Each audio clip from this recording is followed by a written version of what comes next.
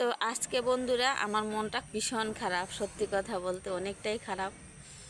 তো খারাপ হলেও কিছু করার নেই। আর এখন রেডি হয়ে বসে আছি, তোমার দাদাভাই কাজের থেকে আসবে, তারপরে সাপ্তাহিক বাজার হয়, সেই বাজার করতে যাব। তো মনটা খারাপ, মানে সোশ্যাল মিডিয়াতে কাজ করতে নেমেছি তো 3 বছর হয়েছে, কিন্তু তার মধ্যে দেখো কত ভিডিও বানাই, ডান্সের ভিডিও বলো, কমেডিয়ান বলো, সেট ভিডিও বলো, অনেক কিছু ভিডিও করি। তার মধ্যে অনেকেই মানে দেখে সব সময় ক্যামেরায় যেরকমটা দেখে আর কি, অ্যাকচুয়ালি প্রকৃততে সেটা হয় না কখনো। তো সবসময় আমি হাসি খুশি থাকার চেষ্টাই করি। কষ্ট তো সবার মধ্যেই আছে, কম বেশি কেউ প্রকাশ করতে পারে আর কেউ পারে না। তো হচ্ছে গিয়ে কথাটা দেখো, যে আমি তোমাদেরকে বলেছিলাম যে জগদ্ধাত্রী পূজা হয় আমাদের এখানে, খুব বড় সড়ো করে পূজায় যাব, তোমাদের সাথে শেয়ার করব, ভিডিও করব, তুলে ধরবো। তো বৃহস্পতিবার থেকে মা জগদ্ধাত্রী পুজোও শুরু হয়েছে, বৃহস্পতিবার, শুক্রবার, আজকে শনিবার। তো আজকে লাস্ট, আর হবে না। আমরা অনেক বড় করে অকেশন হয়, মানে ফেস্টিভ্যাল। জগদ্ধাত্রী পুজোটা আমাদের এখানে মানে ছোটোর থেকে দেখে আসছি, অনেক ভালো হয়। তো হয়তো 10 থেকে 11 বছর হয়ে গেছে আমি এই পুজো যেতে পারি না। চড়ক পূজা হয়, মানে বছরে 2বার করে, তো আগে যেতাম যখন বিয়ে হয়েছিল। তো চড়ক পুজো ওইরকমই হবে, হয়তো 12-13 বছর হয়ে গেছে যাই না পুজো দেখতে।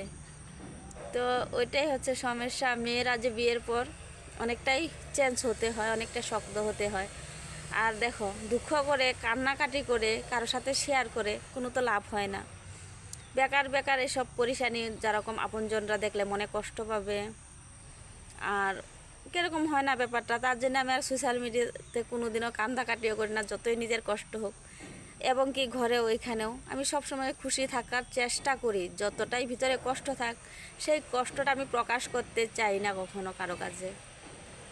তো দ্বিতীয় নম্বর কথা হলো, দেখো আমার 2টো বাচ্চা আছে, 2টো ছেলে, মানে তো এই বাচ্চাদের মায়া জালে আর কি বন্দি হয়ে সংসারটা করতে হয়, থাকতে হয়। 16 বছরের সংসার চলছে, তার মধ্যে কিছু কিছু কষ্টের ব্যাপার আছে যেটা কি সবার সাথে শেয়ার করা যায় না। এবং কি আমিও চাই না সোশ্যাল মিডিয়াতে এসব শেয়ার করি। এসব যদি শেয়ার করতে যাই হয়তো আমার কয়েকটা ফিল্মের মতন হয়ে যাবে, এতটাই কাহিনী আমার মধ্যে আছে আর এতটাই কষ্ট আছে।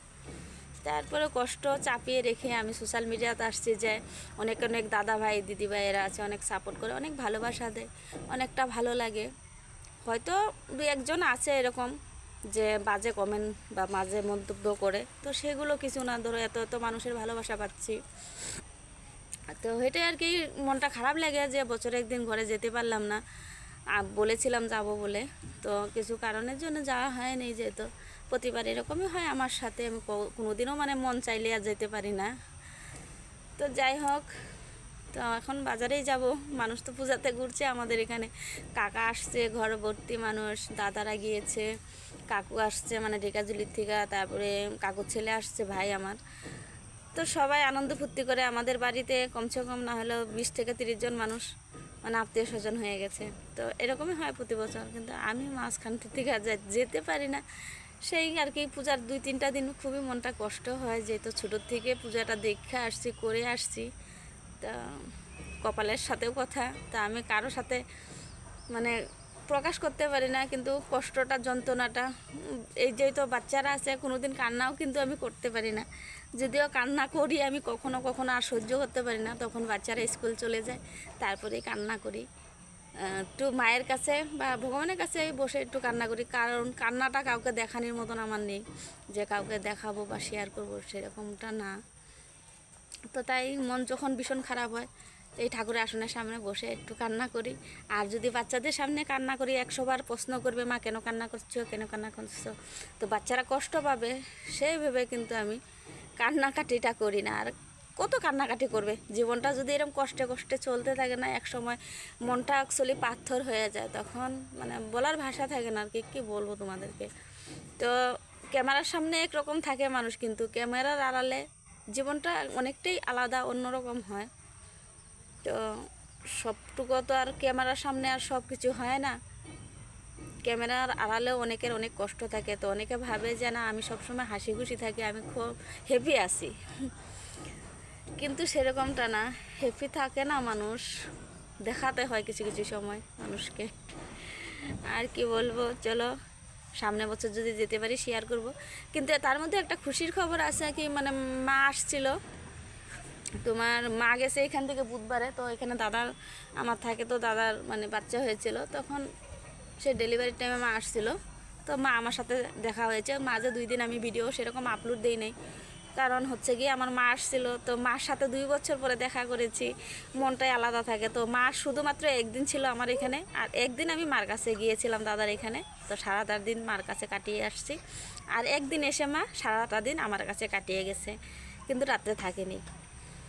তো ওই তো মাকে দেখা করে নিয়েছি। আর যখন বাবা মারা গিয়েছে তখন আমার আর আমার দিদির একটা ফটো, আমাদের দুজনের স্মৃতি আছিল একটা ফটো, সেই ফটোটা বাবা নিজের হাতে নিয়ে তখন বাবার লাস্ট নিঃশ্বাসটা ছাড়ছিল। তো সেই মুহূর্তটা কষ্ট লাগছিল যে বাবা যখন চলে গিয়েছে, যেতে পারি নাই, এত কাছে থেকেও 1-1.5 ঘন্টা রাস্তা, তারপরেও বাবার মুখে একটু জলও দিতে পারিনি। যখন আমরাও ঘরে পৌঁছলাম তখনই বাবা মারা গিয়েছে। তো 5 মিনিট আগে হয়তো গেলে দেখা হতো বাবার সাথে লাস্ট শেষবারের মতো। তো অনেক কিছু কষ্টই আছে, কিন্তু বলা যায় না সব কিছু সবসময়। আর কপালেও থাকতে হবে মা বাবারে লাস্ট মুহূর্তটা দেখার মতো। তো আমার কপালে হয়তো ছিল না, সেটাই আমি মনে করি আর সেটাই ভেবে আর কি।